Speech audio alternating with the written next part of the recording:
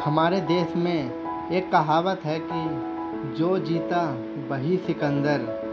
आखिर क्यों सिकंदर कभी कोई युद्ध नहीं हारा, ये जानेंगे हम इस वीडियो में। Let's start the video.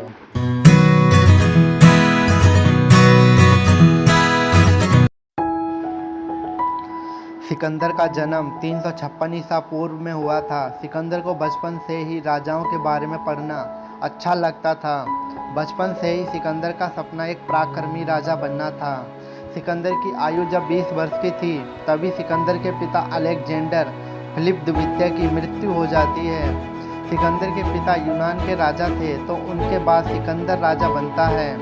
अपने राजा बनने के बाद सिकंदर कुछ वर्षों में ही अपने आसपास के सभी छोटे बड़े देश जीत लेता है। फिर भी सिकंदर संतुष्ट नहीं होता, तो इसके बाद सिकंदर विश्व विजय की चाह में अपनी सेना के साथ पूर्व दिशा की ओर निकल पड़ता है।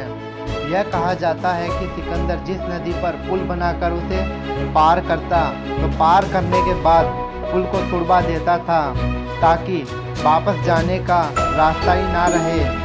फिर अपनी सेना से कहता कि अब तुम्हारे पास सिर्फ 2 ही रास्ते हैं, मरो या मारो। अब इसका फैसला तुमको करना है कि तुम्हें मरना है या मारना है।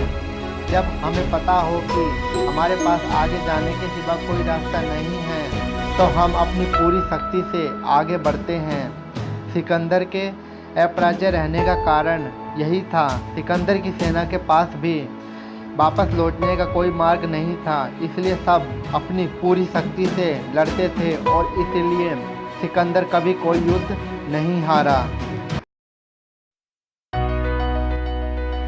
अगर आप भी अपनी मंजिल तक पहुंचना चाहते हैं तो वापस आने के सारे रास्ते बंद कर दीजिए और अपनी पूरी शक्ति से आगे बढ़िए।